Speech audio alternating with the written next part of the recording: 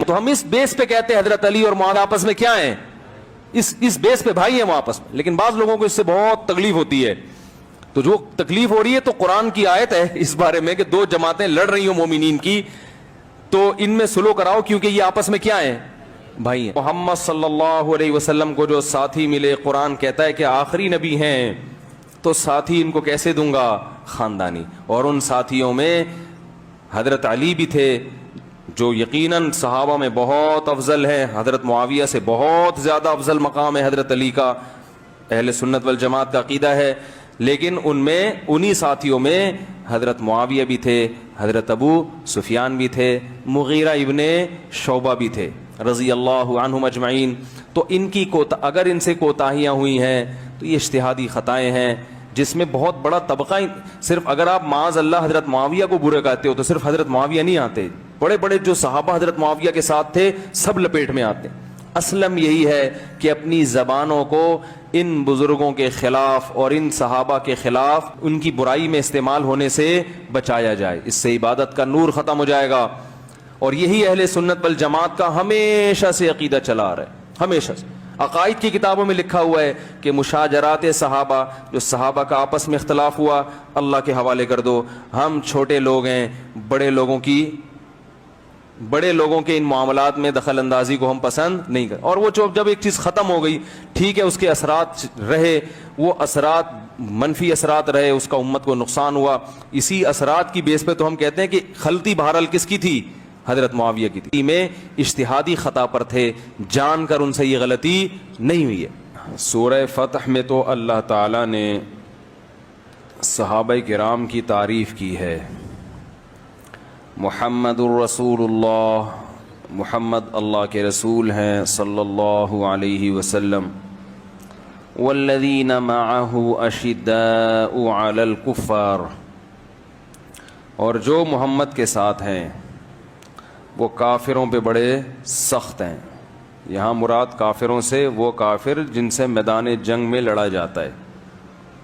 عام کافر جو آپ کے ساتھ رہتے ہیں, آپ کے ملک میں رہتے ہیں, ان پہ سختی کرنے کی اجازت نہیں ہے. اس میں تو قرآن کے الفاظ ہیں, قولوا للناس حسنا, لوگوں سے اچھے انداز میں بات کیا کرو, اچھی بات کیا کرو. تو لوگوں میں سب داخل ہیں. تو جو اسلام دشمن ہیں ان کے بارے میں قرآن کہہ رہے اشداء علی الکفار, یہ کافروں پہ بہت سخت ہیں. رحماء بینہم, آپس میں رحم دل ہیں. اب دیکھو یہ قرآن کی کتنی بڑی گواہی ہے صحابہ کے بارے میں کہ کافروں پہ سخت ہیں, آپس میں رحم دل ہیں. اس سے پتہ چلا کہ صحابہ کے درمیان جو اختلاف ہوئے وہ ذاتی بغض و عناد کی بنیاد پہ نہیں ہوئے. کتنی بڑی دلیل ہے یہ. حضرت علی, حضرت معاویہ رضی اللہ عنہما کے درمیان جو جنگیں ہوئیں, اگر ہم کہتے ہیں کہ یہ ذاتی بغض کی بنیاد پہ تھیں تو قرآن تو کہہ رہا ہے رحماء, بول لو نا بھائی, بینہم, آپس میں کیا ہیں, رحم دل ہیں. تو اس سے پتہ چلتا ہے کہ یہ لڑائی ذاتی بغض کی بنیاد پہ نہیں تھی. ہر ایک کا ایک موقف تھا جو اس موقف کو درست سمجھتا تھا. اور یہ ہوتا ہے انسانوں میں, اختلاف ہمیشہ سے چلا آ رہا ہے, آج بھی ہے, قیامت تک رہے گا. کہ آپ کا ایک چیز میں ایک موقف ہوتا ہے, دوسرا اس موقف سے اختلاف. اب سوال یہ پیدا ہوتا ہے, بھائی چپ, آواز آ رہی ہے آپ کی, پھر وہی. اب آپ کا ایک موقف یہ ہوتا ہے, آپ سوال ہوگا کہ بھائی ہم اپنے موقف پہ ڈٹ جائیں, دوسرا اپنے موقف میں مگر تلوار تو نہ چلائیں نا. تو اصل میں یہ اختلاف ہی اسی چیز پر تھا کہ تلوار چلائی جائے کہ نہیں چلائی جائے. اس پر کئی دفعہ پہلے بیان ہو چکا ہے, تو گلا بیٹھا ہی رہتا ہے رمضان میں, کہ حضرت معاویہ رضی اللہ تعالی عنہ کا موقف یہ تھا کہ حضرت عثمان کے قاتلوں سے قصاص لیا جائے. جب تک قصاص نہیں لیا جاتا حضرت علی کی خلافت کو ہم تسلیم نہیں کرتے. اور جب خلافت تسلیم ہی نہیں کی ہے تو ہمارا شمار باغیوں میں نہیں ہوگا. تو باغی کی ان کی نظر میں جو ڈیفینیشن تھی وہ یہ تھی کہ جو حاکم کے خلاف بغاوت کرے. تو جب ہم نے مانا ہی نہیں ہے جب حضرت عثمان کے قاتل قتل کیے جائیں گے تو ہم آپ کے ہاتھ پہ بیعت ہوں گے. دوسری طرف حضرت علی رضی اللہ تعالی عنہ تھے جن کا موقف یہ تھا کہ لوگ مجھے خلافت کے لیے منتخب کر چکے ہیں تو حضرت معاویہ کو بھی میرے ہاتھ پہ بیعت کر لینی چاہیے. تو حضرت علی رضی اللہ تعالی عنہ کا موقف درست تھا. از روئے شریعت قرآن و سنت کی روشنی میں حضرت معاویہ رضی اللہ تعالی عنہ سے اجتہادی غلطی ہوئی تھی, اس مسئلے میں اجتہادی غلطی ہوئی تھی. تو حضرت علی رضی اللہ تعالی عنہ کے لیے جائز تھا کہ حضرت معاویہ کے خلاف تلوار اٹھائیں, لیکن حضرت معاویہ رضی اللہ تعالی عنہ چونکہ آپ کو ابھی تک خلیفہ ہی نہیں مانتے تھے تو ان کے لیے بھی جائز تھا کہ وہ اپنے دفاع میں تلوار اٹھائیں. فقہی اعتبار سے جائز تھا.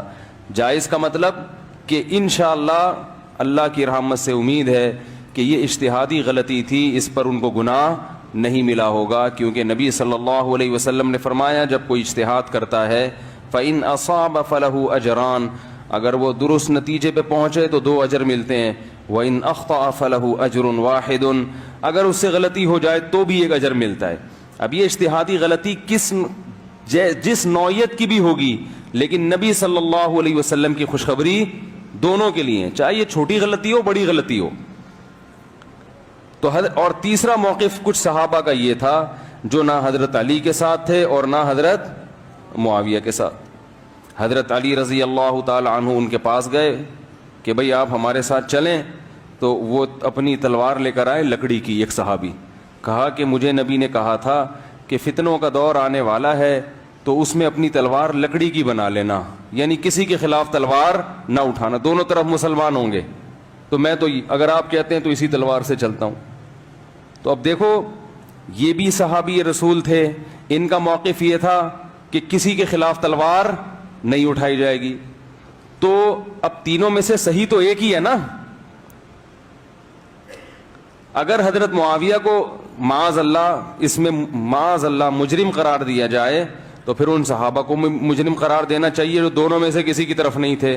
ان کو تو کوئی بھی مجرم قرار نہیں دیتا, بلکہ ان کو یہ کہتے ہیں بھائی ان کا موقف یہ تھا ہم نے کسی کے خلاف نہیں لڑنا. حالانکہ جب حضرت علی کو خلیفہ مان لیا جائے تو حضرت علی رضی اللہ تعالی عنہ اگر کسی سے کہہ رہے ہیں کہ میرے ساتھ آ کے لڑو تو اس کی بات ماننا واجب ہے. اور ہمارا موقف یہی ہے کہ حضرت جن صحابہ نے اس موقع پر حضرت علی کا یا حضرت معاویہ کا کسی کا بھی ساتھ نہیں دیا وہ بھی اجتہادی خطا پر تھے, مگر اجر ان کو بھی ملے گا. اس لیے کہ وہ جو حدیثیں تھی فتنے کے بارے میں کہ جب مسلمانوں کی تلواریں آپس میں چلیں گی تو وہ یہ سمجھ رہے تھے وہ اس موقع کے بارے میں ہے. بات آ رہی ہے سمجھ میں؟ تو ہر شخص نے جو اس کو سمجھ میں آیا اس کے حساب سے اللہ کو راضی کرنے کی کوشش کی ہے ہر شخص نے. زبیر ابن عوام عبداللہ ابن زبیر ابن عوام رضی اللہ تعالی عنہ نے جا کے خطاب کیا نا, جب حضرت علی کے لشکر میں تھے, جا کے خطاب کیا کہ لقد علمنا ان فیکم زوجۃ النبی صلی اللہ علیہ وسلم, ہم جانتے ہیں کہ تمہارے درمیان نبی کی زوجہ بھی ہیں. وہ ابتدا میں حضرت معاویہ کی طرف تھیں. اس سے پتہ چلتا ہے کہ کچھ معاملہ اتنا مشتبہ ہوا کہ اتنی بڑی فقیہہ بھی ابتدا میں کس کی طرف ہیں؟ حضرت معاویہ کی طرف ہیں, اتنی بڑی فقیہہ. اور ادھر حضرت علی کی فوج میں یہ صحابی رسول جا کے کیا خطاب کر رہے ہیں کہ ہمیں پتہ ہے کہ تمہارے درمیان پیغمبر کی زوجہ ہیں, لیکن اللہ ہمیں آزما رہا ہے کہ ہم اللہ کے حکم پہ عمل کرتے ہیں یا پیغمبر کی زوجہ کی رعایت کرتے ہیں. کیونکہ اللہ کا حکم کیا ہے جو آج ہم نے سورہ حجرات پڑھی کہ وَإِن طَائِفَتَانِ مِنَ الْمُؤْمِنِينَ اقْتَتَلُوا فَأَصْلِحُوا بَيْنَهُمَا فَإِن بَغَتْ إِحْدَاهُمَا عَلَى الْأُخْرَى فَقَاتِلُوا الَّتِي تَبْغِي, کہ مسلمانوں کی 2 جماعتیں لڑ پڑیں تو پہلے صلح کی کوشش کرو, صلح میں کامیاب نہ ہو تو جو باقی جماعت ہے اس کے خلاف تلوار چلاؤ. تو ہم یہ سمجھتے ہیں کہ علی رضی اللہ عنہ برحق خلیفہ ہیں, اب ان کی خلافت کو کوئی تسلیم نہیں کرے گا تو وہ کس میں شمار ہوگا؟ اس کا باغیوں میں, کائن من کان, جو بھی ہوگا ہم اس کے خلاف. تو یہ صحابہ پہ بہت بڑی آزمائش تھی اللہ کی طرف سے, بہت بڑی آزمائش تھی. تو اس آزمائش میں وہ کتنے کامیاب ہوئے، یہ ان کا معاملہ، اور کس کا معاملہ؟ اللہ کا۔ اب ہم پر بہت بڑی آزمائش کیا ہے کہ تینوں فریق ہمارے لیے قابل احترام ہیں، تینوں طرف، تینوں کا مطلب حضرت علی کی فوج میں شامل ہونے والے، اس موقع پر حضرت معاویہ کا ساتھ دینے والے، اور وہ فریق جو دونوں سے کنارہ کشی اختیار کیا ہوا تھا، یہ تینوں وہ ہیں جو والذین معہ میں داخل ہیں، جو آج ہم نے سورہ فتح پڑھی کہ وہ لوگ جو محمد کے ساتھی ہیں۔ کیسا پیارا لقب اللہ نے ان کو دیا ہے، کیسا پیارا لقب دیا ہے، یعنی کتنے اچھے عنوان سے اللہ نے خطاب کیا کہ محمد کی شان بھی بڑی اونچی کہ وہ اللہ کے رسول ہیں، والذین، اور وہ لوگ معہ جو محمد کے ساتھ ہیں۔ تم دیکھو گے ہر وقت ان کے ساتھ تمہیں نظر آئیں گے، تبوک میں جاتے ہوئے ساتھ نظر آئیں گے، بدر میں ساتھ نظر آئیں گے، احد میں ساتھ نظر آئیں گے، تو ایمان میں ساتھ نظر آئیں گے۔ تو جو لوگ محمد صلی اللہ علیہ وسلم پر ایمان لائے وہ ادھر کی جانب، اور جو ایمان نہیں لائے وہ دوسری جانب۔ تو اس طرف کے جتنے بھی لوگ ہیں، اشداء علی الکفار رحماء بینہم، وہ آپس میں کیا ہے؟ رحم دل ہیں۔ تراہم رکعا سجدا، اے مخاطب تو ان کو دیکھے گا کبھی رکوع میں کبھی سجدے میں، یبتغون فضلا من اللہ ورضوانا، اور ہر وقت اللہ کے فضل کی تلاش میں لگے رہتے ہیں، ہر وقت اللہ کے فضل کی تلاش، یعنی اللہ ان کے رکوع اور سجود کے مخلص ہونے کی گواہی دے رہا ہے۔ میرے اور آپ کا سجدے میں اللہ کی رضا مقصود ہے یا نہیں، اس کا ہم دعویٰ نہیں کر سکتے۔ میں نماز پڑھتا ہوں، میں یہ دعویٰ نہیں کر سکتا میں اللہ کے لیے پڑھ رہا ہوں۔ آپ نماز پڑھتے ہیں، آپ یہ دعویٰ نہیں کر سکتے، کوئی دلیل نہیں ہے۔ لیکن اللہ کہہ رہے ہیں جو محمد کے ساتھی ہیں، جنہوں نے بھی اس موقع پر کلمہ پڑھ کے اسلام قبول کیا، دو حصوں میں ڈیوائڈ کر دیا نا اللہ نے، کہ ایک وہ ہے جو محمد کے ساتھی نہیں ہے، دوسری طرف ہیں، اور ایک وہ ہے جو اس طرف ہیں۔ تو حضرت معاویہ کس طرف تھے؟ کیا وہ غیر مسلم تھے؟ معاذ اللہ۔ کیا وہ کافر تھے؟ معاذ اللہ۔ اہل سنت والجماعت کا عقیدہ ہے کہ حضرت معاویہ مومن تھے، منافق تو کافروں میں شامل ہوتا ہے نا۔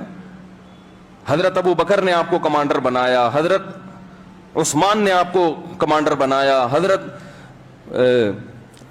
عمر رضی اللہ تعالی عنہ نے آپ کو کمانڈر بنایا، تو یہ کیا سب منافقین، معاذ اللہ، منافقین پر اعتماد کرتے رہے تھے؟ تو جہاں تاریخی روایات ہیں، چاہے وہ خبر واحد ہو، چاہے وہ صحیح حدیث ہی کیوں نہ ہو، لیکن وہ قرآن کی اتنی متواتر بشارت کے مقابلے میں اس کی کوئی حیثیت نہیں ہے۔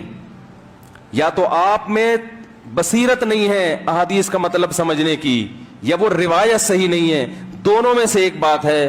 اللہ کی کتاب غلط نہیں ہو سکتی، قرآن اتنی تعریفیں کر رہا ہے۔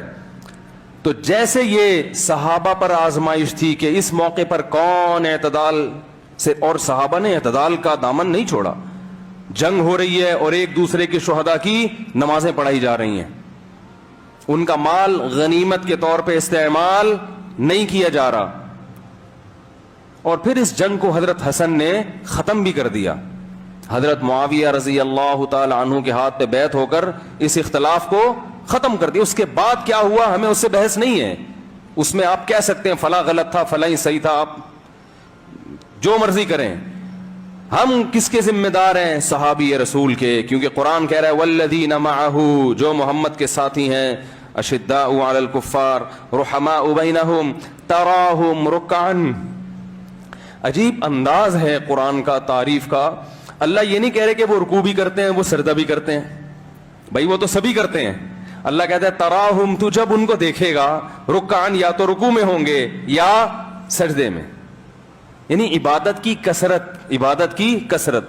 اور اللہ فرماتے ہیں تو جب بھی ان کو دیکھے گا یا تو رکوع میں یا سجدے میں، اور یہ رکوع اور سجدے کی ظاہری کیفیت تو دیکھے گا، اندر سے کیسے ہوں گے یہ تو دیکھ نہیں سکتا، وہ میں تجھے بتاتا ہوں کہ اس رکوع اور سجدے میں یبتغون فضلا من اللہ ورضوانا، اللہ کا فضل اور اس کی رضا تلاش کر رہے ہوں گے۔ یہ اندر کی چیز ہے جو تجھے نظر نہیں آ رہی، وہ میں تجھے بتاؤں گا۔ سیماہم فی وجوہہم من اثر السجود، ہاں اللہ نے فرمایا کہ سجدے کی کثرت رکوع کی کثرت اور خشوع و خضوع کے کچھ آثار ایسے ہیں جو ان کے چہروں سے ظاہر ہو جائیں گے. یہ اندر کی چیز ہے مگر اتنی بھی اندر کی نہیں ہے کہ بالکل بھی نظر نہ آئے. فرمایا جب ان کے چہروں کو دیکھے گا اے مخاطب, دیکھو اللہ نے ترونہم نہیں کہا, ترونا کا مطلب اے مسلمانوں جب تم دیکھو گے, ترا کا مطلب جو بھی قرآن کی تلاوت کر رہا ہے اللہ ان میں سے ہر ایک سے خطاب ہے کہ تجھے بھی میں کہہ رہا ہوں, تو بھی اگر وہاں ہوتا اور ان کو اپنی آنکھوں سے دیکھتا تو یہی منظر دیکھتا. ہر شخص کو الگ الگ اللہ خطاب کر رہے ہیں. تراہم رکعا سجدا یبتغون فضلا من اللہ من ربہم من اللہ ورضوانا سیماہم فی وجوہہم من اثر السجود ذالک مثلہم فی التوراۃ ومثلہم فی الانجیل. اللہ کہتے ہیں ہم نے موسیٰ پر جو کتاب نازل کی نا تورات, اس میں جو آخری نبی کی بشارتیں تھیں کہ آخری نبی جو آئے گا اس کی کیا علامتیں ہوں گی, تو جہاں اس میں محمد صلی اللہ علیہ وسلم کی نشانیاں تھیں وہاں یہ بھی تھا کہ محمد صلی اللہ علیہ وسلم کو ساتھی کیسے ملیں گے. ان ساتھیوں کے دیکھ کے بھی لوگ پہچان جائیں گے کہ یہ سچے نبی ہیں, ان ساتھیوں کی یہ علامتیں دیکھ کے. آپ جائیں پہچاننے کے لیے کسی کو تو بعض دفعہ اس کا حلیہ دیکھا جاتا ہے اور بعض دفعہ یہ بتایا جاتا ہے بھائی اس کے ارد گرد اس قسم کے لوگ ہوں گے, تو جس کے ارد گرد اس قسم کے لوگ ہوں سمجھ جانا کہ وہ سچا نبی ہے, وہ جھوٹا نبی نہیں ہے. کتنی بڑی فضیلت صحابہ. اور آج قرآن کے الفاظ دیکھو, تراہو میں مخاطب جب تو ان کو دیکھے گا تو کیا دیکھے گا, رکعن سجدن, کبھی رکوع میں کبھی سجدے میں, یبتغون فضلا من اللہ ورضوانا, اپنے اللہ کا فضل تلاش کر رہے ہوں گے, اس کی رضا تلاش کر رہے ہوں گے. اور سیماہم فی وجوہہم من اثر السجود, سجدے کے آثار ان کے چہروں سے نمایاں ہوں گے. اور آخر میں اس بات کو اللہ نے بڑے پیارے کلام کے ساتھ ختم کیا, ذالک مثلہم فی التوراۃ, فرمائے یہ ان کی مثال ہم تورات میں بھی دے چکے تھے, ومثلہم فی الانجیل, اور انجیل میں بھی. عیسیٰ ابن مریم کو بھی ہم نے بتا دیا تھا کہ آخری نبی کی علامات کیا ہوں گی, اس کو ساتھی بڑے خاندانی ملیں گے. کہ موسیٰ علیہ السلام کو ساتھی صحیح نہیں ملے, کیسا ان پر حضرت موسیٰ نے احسان کیا. اور فرعون غرق بھی ہو گیا تو بھی کہہ رہے ہیں پکڑے گئے موسیٰ, پھر بچڑے کو معبود بنا لیا, اور یعنی کیا کیا. وہ حضرت موسیٰ بالآخر دنیا سے چلے گئے اور اللہ سے آخر میں دعا مانگ کے گئے, اللہ میری اس قوم سے جان چھڑا دے, میری اس قوم سے ففرق بینی و بین القوم الفاسقین, میری جان چھڑا دے. اور حضرت موسیٰ کا انتقال ہو گیا. پھر کوئی نبی آئے ہیں جن کی میت میں انہوں نے جہاد کیا جا کے. حضرت عیسیٰ کو اچھے بھی ملے برے بھی ملے, اس میں وہ بات نہیں تھی جو حضرت عیسیٰ کے حواری تھے, لیکن محمد صلی اللہ علیہ وسلم کو جو ساتھی ملے, قرآن کہتا ہے کہ آخری نبی ہیں تو ساتھی ان کو کیسے دوں گا, خاندانی. اور ان ساتھیوں میں حضرت علی بھی تھے جو یقیناً صحابہ میں بہت افضل ہیں, حضرت معاویہ سے بہت زیادہ افضل مقام ہے حضرت علی کا, اہل سنت والجماعت کا عقیدہ ہے. لیکن ان میں انہی ساتھیوں میں حضرت معاویہ بھی تھے, حضرت ابو سفیان بھی تھے, مغیرہ ابن شعبہ بھی تھے رضی اللہ عنہم اجمعین. تو ان کی اگر ان سے کوتاہیاں ہوئی ہیں تو یہ اجتہادی خطائیں ہیں جس میں بہت بڑا طبقہ. صرف اگر آپ معاذ اللہ حضرت معاویہ کو برے کہتے ہو تو صرف حضرت معاویہ نہیں آتے, بڑے بڑے جو صحابہ حضرت معاویہ کے ساتھ تھے سب لپیٹ میں آتے. اسلم یہی ہے کہ اپنی زبانوں کو ان بزرگوں کے خلاف اور ان صحابہ کے خلاف جو ہے ان کی برائی میں استعمال ہونے سے بچایا جائے, اس سے عبادت کا نور ختم ہو جائے گا. اور یہی اہل سنت والجماعت کا ہمیشہ سے عقیدہ چلا آ رہا ہے, ہمیشہ سے. عقائد کی کتابوں میں لکھا ہوا ہے کہ مشاجرات صحابہ, جو صحابہ کا آپس میں اختلاف ہوا, اللہ کے حوالے کر دو. ہم چھوٹے لوگ ہیں, بڑے لوگوں کے ان معاملات میں دخل اندازی کو ہم پسند نہیں کرتے. اور وہ جب ایک چیز ختم ہو گئی ٹھیک ہے, اس کے اثرات رہے, وہ اثرات منفی اثرات رہے, اس کا امت کو نقصان ہوا, اسی اثرات کی بیس پہ تو ہم کہتے ہیں کہ غلطی بہرحال کس کی تھی, حضرت معاویہ کی تھی. میں اجتہادی خطا پر تھے, جان کر ان سے یہ غلطی نہیں ہوئی ہے. تو اگر آپ کہتے ہیں میری سمجھ میں نہیں آتا, تو بھائی وہ ان کی سمجھ میں وہ نہیں آ رہے تھے, اور ایک گروہ صحابہ کا ایسا تھا جن کی سمجھ میں دونوں نہیں آ رہے تھے. ٹھیک ہے نا, تو سمجھ کے بارے میں تو یہ ہوتا ہے نا کہ آپ کی سمجھ میں ایک چیز آئے دوسرے کی نہ آئے. اور پھر قرآن نے کیا کہا آخر میں سورہ فتح کے, اللہ نے فرمایا کزرع اخرج شطأہ فآزرہ فاستغلظ فاستوى على سوقہ یعجب الزراع لیغیظ بہم الکفار. فرمایا محمد کے ساتھیوں کی ایک مثال جو ہم نے انجیل میں بیان کی ہے, فرمایا جیسے ایک کوپل باریک سے نکلتی ہے, طوفان سے کسان جو ہے اس کو ہواؤں سے بچاتا ہے, باڑ لگا دیتا ہے کانٹوں کی, کس طرح سے اس کو میں جو ہے اس کی حفاظت کروں پرندوں سے, تو کیسی اس کے جو ہے نا وہ بہت حفاظت کرتے کرتے اپنے ہاتھوں سے اس کو سینچتا ہے, اور پھر بالآخر وہ تناور درخت میں تبدیل ہو جاتے, اس کی جڑیں مضبوط ہو جاتی ہیں.